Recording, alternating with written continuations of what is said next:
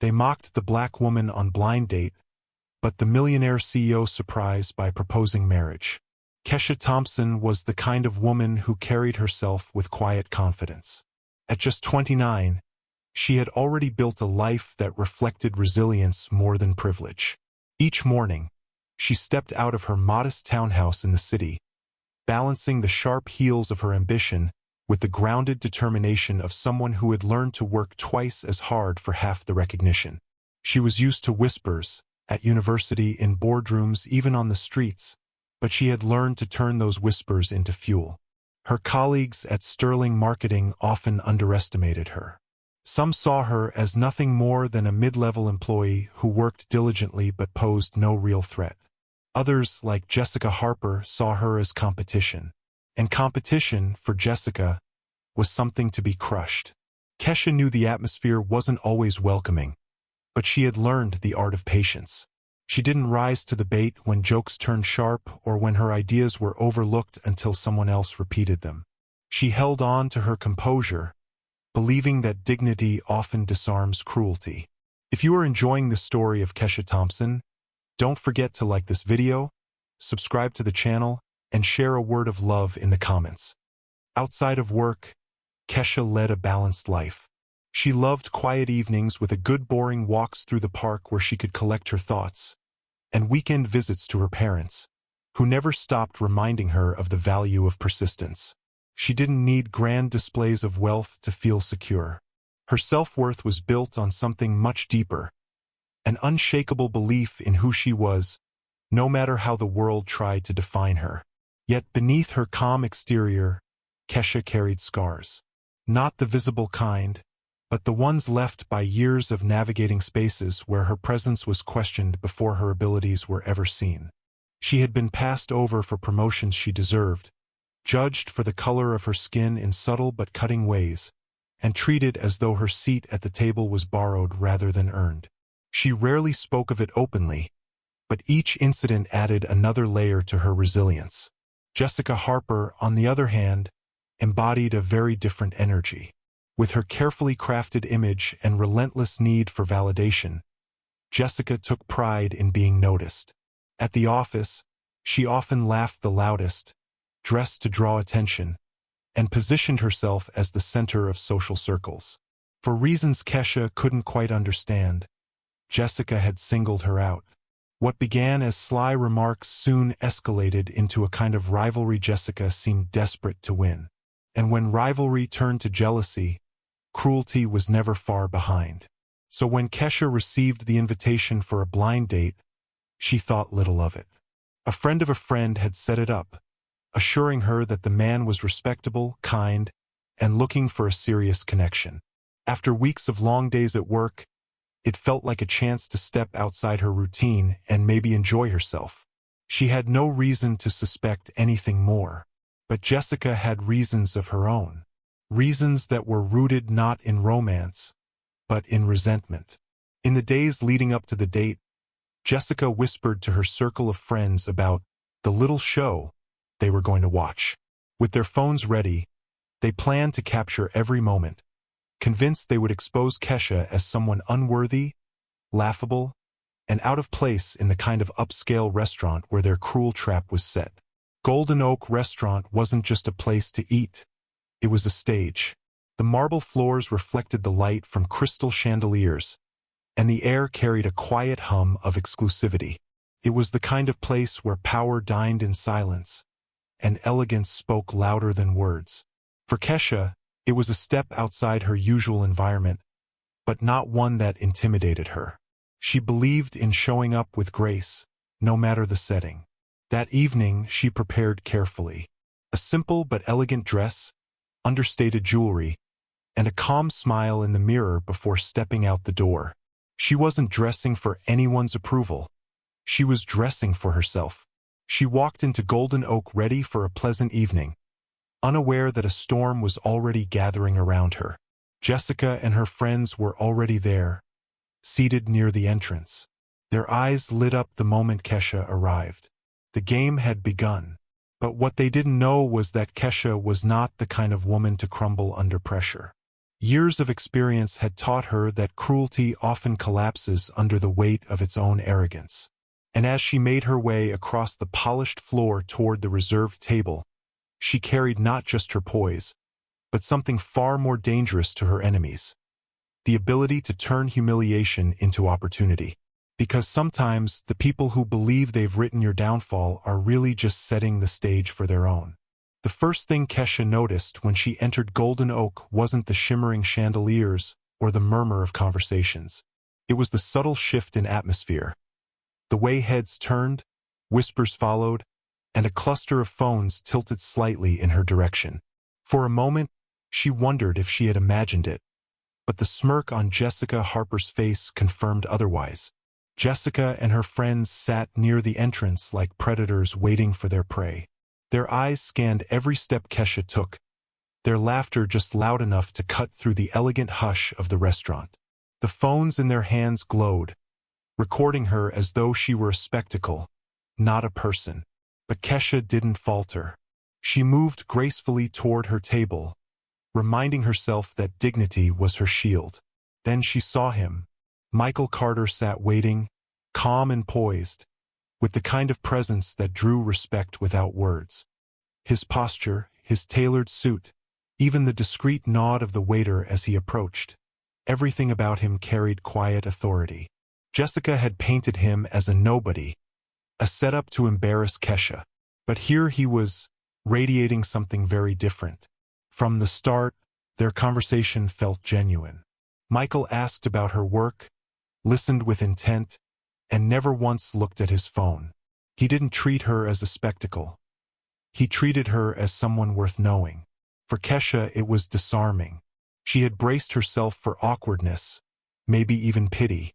Instead, she found herself surprised by his sincerity. But Jessica wasn't done. Every few minutes, Kesha could hear their stage-whispered comments drifting across the room. She really thinks she belongs here. Look at that dress. Wait until she realizes who she's with. Laughter followed like daggers, sharp and deliberate. Their phones never lowered, their screens capturing her every movement. It wasn't just mockery. It was calculated humiliation, layered with racism and cruelty.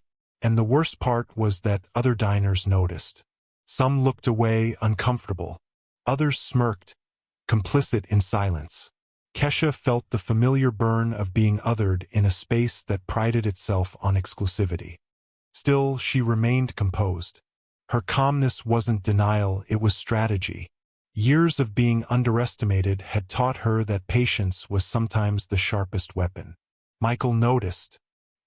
He leaned in slightly and asked, almost in wonder, how she could remain so steady under the weight of such open hostility.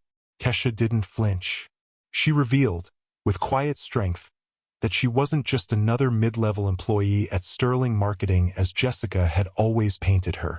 She was the founder and CEO of her own consulting firm, one specializing in workplace discrimination and HR compliance.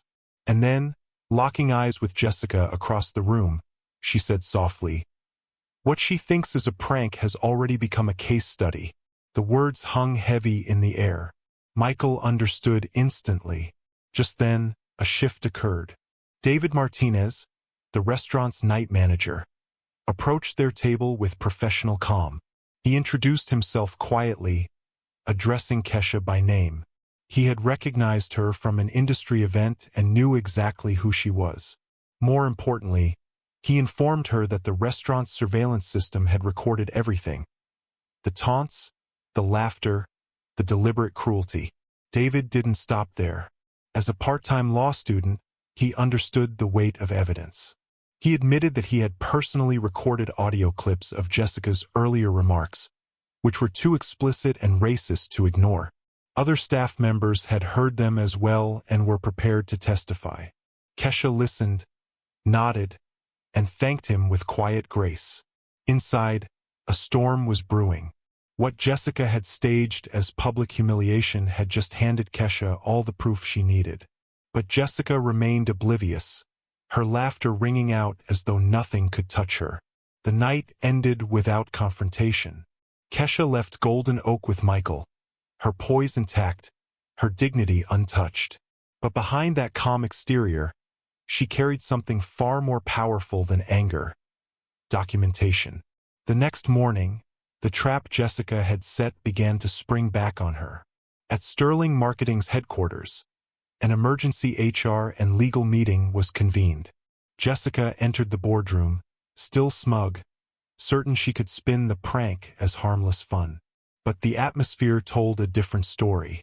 Screens lit up with video clips from the restaurant.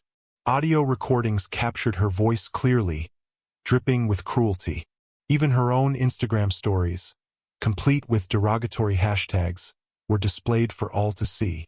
The evidence was undeniable. Still, Jessica tried to laugh it off. She called it a joke gone too far, insisted it was never serious. But the company's lawyers were relentless.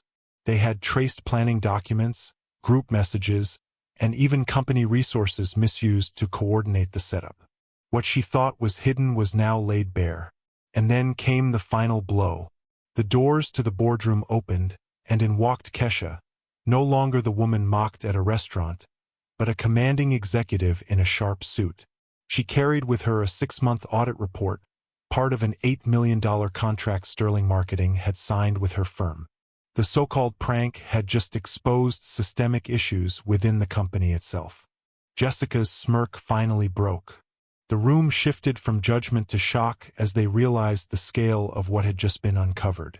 The rising tension had reached its peak, but the true collapse was still to come. Because humiliation is one thing, but evidence, power, and strategy in the right hands could dismantle an entire career. And Jessica was about to discover just how fragile hers really was.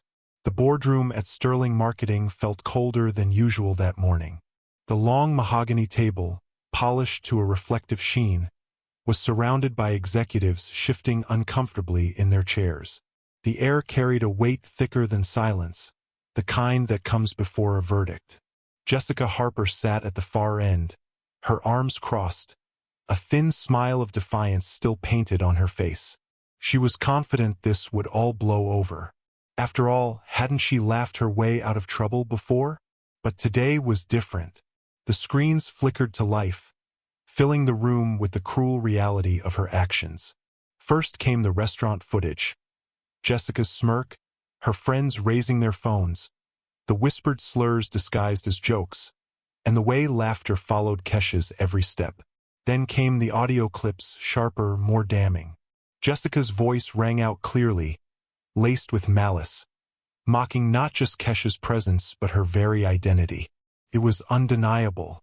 The room watched in silence, and for the first time, Jessica's confidence began to falter. Her laugh sounded thinner, her posture less assured. She tried to brush it off as just a prank, but the phrase hung hollow in the air, swallowed by the gravity of the evidence. Then the legal team began to speak. They laid out the evidence piece by piece. Planning documents that traced the scheme back weeks, messages that showed deliberate coordination, even company resources misused to organize the humiliation. Every revelation chipped away at the wall Jessica had built around herself. The weight of what she thought was a harmless game now stood revealed as calculated harassment. Still, Jessica pushed back.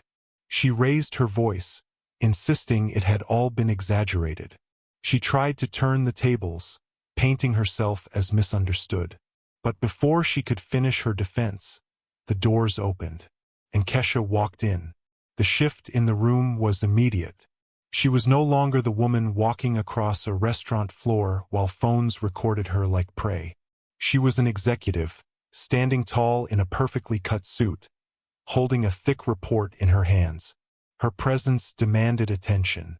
Without raising her voice, she placed the report on the table. "This," she explained, "is a 6-month audit of Sterling Marketing's HR practices. My firm has been reviewing your operations under contract. And what happened at Golden Oak was not just a personal attack. It exposed systemic issues that cannot be ignored." Gasps echoed around the table. The executives leaned forward, their faces pale. Suddenly, the scandal wasn't confined to Jessica. It was about the company itself, its culture, its failures, its reputation now hanging by a thread. Jessica's jaw dropped. Her trap had not only failed, it had detonated under her own feet, threatening to take her entire career with it. As Kesha spoke, her words carried the weight of lived experience. She described how calculated humiliation wasn't just cruelty. It was a reflection of a broader problem that companies like Sterling Marketing could no longer afford to ignore. She didn't shout, she didn't accuse. She simply laid out the facts, and the facts were devastating. Jessica tried one last time to interrupt, her voice cracking with desperation. She insisted it had been a joke, that she never meant harm. But by now, the tide had turned. The board wasn't listening to her anymore. Their eyes were fixed on Kesha, who stood calm, composed, and unshakable. And then came the moment that sealed Jessica's fate. The lawyers revealed that beyond the recordings and documents, Kesha's blog, followed by over 500,000 people, was already preparing to publish a piece on workplace cruelty and accountability. The case wouldn't remain behind closed doors. It would reach the public, the press, and the clients whose contracts Sterling Marketing depended on. Panic spread across the table. Contracts worth millions now hang in the balance. Shareholders would demand answers. Sterling Marketing's polished image, built over decades, could crumble overnight. Jessica's face drained of color. The tears came fast, her earlier bravado shattered.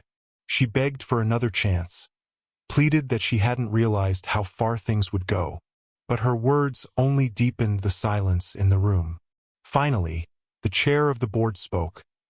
Jessica Harper was terminated immediately, without severance, and her access to company systems was revoked on the spot. Security was called to escort her out. As she was led from the room, her sobs echoing against the glass walls, Kesha's eyes followed her with quiet intensity. There was no satisfaction in her gaze, no gloating, only the calm clarity of someone who understood that patience, when wielded with strategy, could dismantle even the most arrogant cruelty.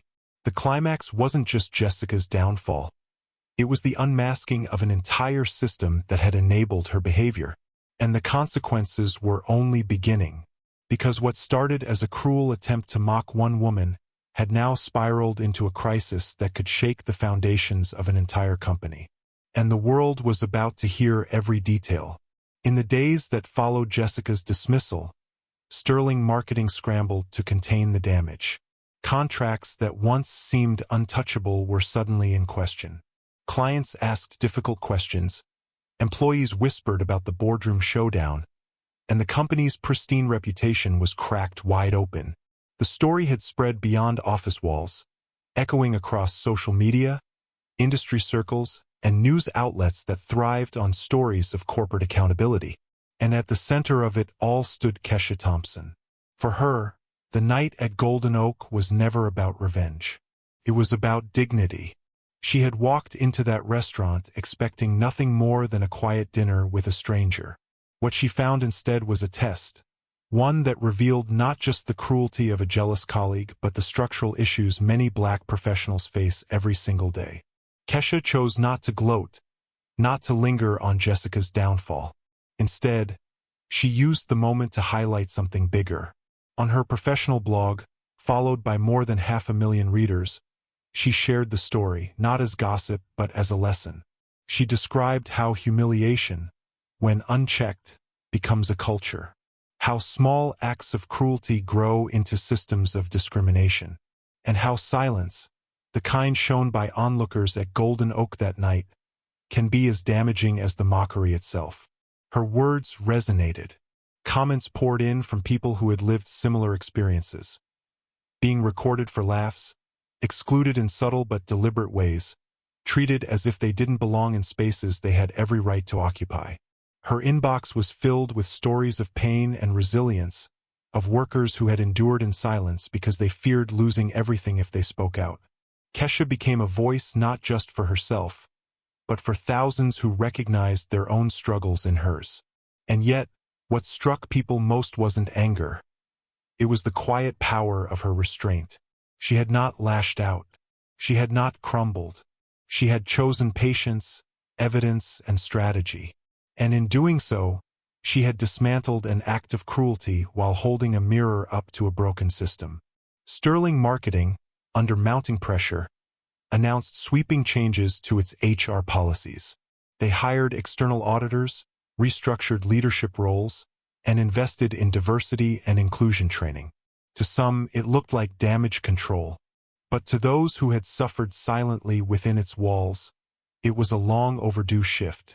A company that once enabled humiliation was forced into a reckoning it could no longer avoid.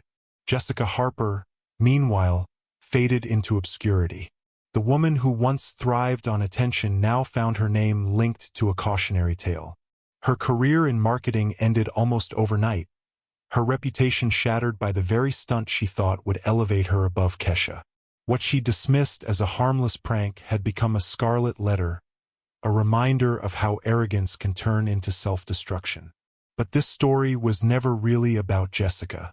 It was about what happens when racism, jealousy, and cruelty are confronted with calm determination. It was about how one woman's refusal to break became a blueprint for others. As the months passed, Kesha continued her work. Her firm took on new contracts, her influence grew, and her voice became louder in the national conversation about workplace equality. And yet, she never forgot that night. The laughter, the cameras, the feeling of being watched as though she were a performance. She carried it with her not as a wound, but as a reminder of why her work mattered. Because the truth is, what happened to Kesha wasn't unique. It happens in restaurants, offices, classrooms, and boardrooms every day. It happens in whispers, in jokes, in exclusions so casual they're almost invisible to those who benefit from them. And unless those stories are told, unless someone dares to turn humiliation into evidence, the cycle continues. That is why this story matters. Not because one woman won and another lost, but because it shows the cost of cruelty and the power of resilience. It proves that patience is not weakness, it is strategy. And that is when strategy is paired with truth. It can shatter even the most carefully constructed lies. So as you sit with this story, ask yourself, how many times have you witnessed someone being mocked, excluded, or humiliated? How many times have you stayed silent, convincing yourself it was just a joke? And more importantly, what will you do the next time? Because silence protects the cruel, but action protects the vulnerable. And the choice between them is one each of us will face sooner or later. What do you think about Kesha's story? Was Jessica's downfall simply karma? Or do you see it as a deeper reminder of how racism and cruelty always collapse under truth? Share your thoughts in the comments. I'd love to hear how this story made you feel. And if you want more powerful stories like this, make sure to hit the like button and subscribe to the channel. Your support helps us keep telling stories that reveal the hidden struggles and the incredible strength behind moments like these.